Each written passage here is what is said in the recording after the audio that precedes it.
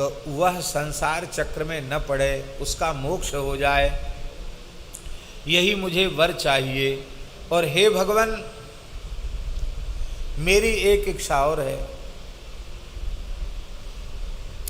कि आप इस क्षेत्र को त्याग कर कभी कहीं न जाएं।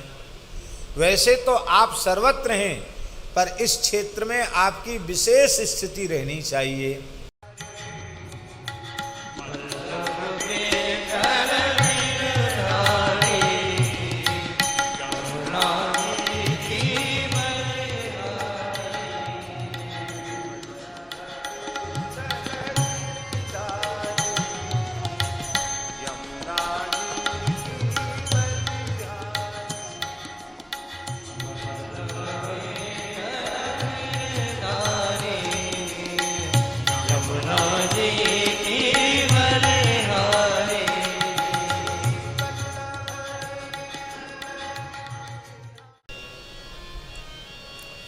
महाराज जी, रामोत्तर तापनी उपनिषद में लिखा है, बहुत सुंदर वाक्य श्लोक है। उसमें लिखा है, मन्वंतर सहस्रैस्तु जपो मार्चनादिभिः ततः प्रसन्नो भगवान श्री राम प्राह शंकरम। भगवान शिव ने विचार किया कि मैं अपने भजन के लिए किसी उपयुक्त स्थल का निर्माण करूं। तो भगवान शंकर ने अपने त्रिशूल को स्थापित किया और त्रिशूल के अग्रभाग पर अपने मनस संकल्प से सच्चिदानंदमयी शिवमयी काशीपुरी की प्रतिष्ठा की, पंचक्रोशात्मिका काशी की प्रतिष्ठा की।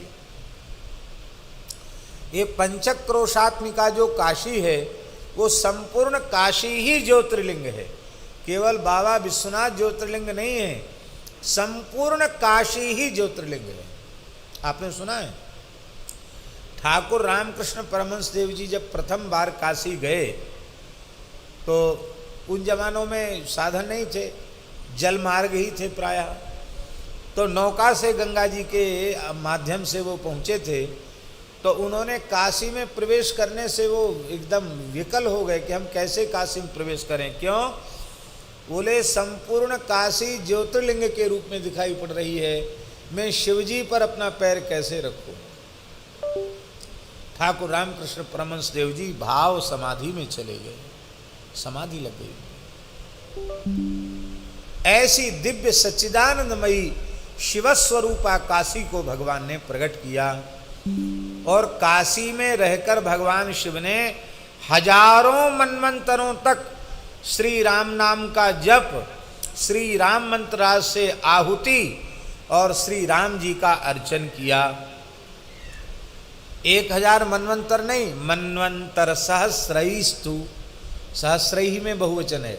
हजारों मनवंतरों तक भगवान शिव ने श्री राम नाम का जप, श्री राम तारक का जप, श्री राम तारक से आहुति, श्री राम तारक से भगवान का अर्चन किया। भगवान श्री राम प्रसन्न हो गए, बोले हे भगवान शिव, आपका जो अभीष्ट हो वह आप हमें बतावें, हम अवश्य ही उसे प्रदान करेंगे। तो भगवान शंकर बोले कि महाराज आप प्रसन्न हैं, बड़े अच्छे हैं, तो मणिकर्णिका में अथवा काशी में कहीं भी, मणिकर्ण्याम मम क्षेत्रे, ये सब राम तापनी उपनिषद के मंत्र हैं। मणिकर्ण्याम मम क्षेत्रे गंगाया वा तटे पुनः म्रियते देहि तज्जंतोर मुक्तिर्नातो वरांतरम। मैं यही वर मांग रहा हूँ, काशी में गंगा तट पर मणिकर्णिका क्षेत्र में कहीं भी किसी की मृत्यु हो जाए तो वह संसार चक्र में न पड़े, उसका मोक्ष हो जाए, यही मुझे वर चाहिए। और हे भगवान, मेरी एक इच्छा और है कि आप इस क्षेत्र को त्याग कर कभी कहीं न जाएं। वैसे तो आप सर्वत्र हैं, पर इस क्षेत्र में आपकी विशेष स्थिति रहनी चाहिए। भगवान श्री राम बोले कि ठीक है, तो हम अभिमुक्तेश्वर के रूप में यहाँ सदा सर्वदा निवास करेंगे, काशी के कण कण में मेरा निवास होगा। आप लोग विश्वनाथ जी गए हैं काशी? काशी विश्वनाथ जी के निकट ही अभिमुक्तेश्वर लिंग है भगवान का, अभिमुक्तेश्वर भगवान है। अभिमुक्तेश्वर का अर्थ है वो काशी छोड़ के कभी जाते नहीं। अब वहाँ आप जाओ तो तीर्थ पुरोहित कहते हैं कि भगवान विश्वनाथ जी के गुरु हैं। क्या कहते हैं? ये विश्वनाथ जी के गुरु हैं। वहाँ लोग यही बताते हैं, पुजारी अर्चक पंडा यही कहते हैं अभिमुक्तेश्वर कौन है? बोले उनकी जरूर पूजा कर देना पहले। क्यों? बोले गुरु जी हैं विश्वनाथ जी के, उनकी पूजा नहीं होगी तो यहाँ पूजा स्वीकार नहीं होगी। हम सोचते थे विश्वनाथ जी के गुरु कौन है, तुम त्रिभुवन गुरु वेद वखाना। अब समझ में आया कि वो गुरु अभिमुक्तेश्वर साक्षात श्री राम ही अभिमुक्तेश्वर हैं। वो गुरु रूप हैं, पूज्य हैं, इष्ट हैं। भगवान श्री राम ने कहा, अथ सहोवाच श्री राम,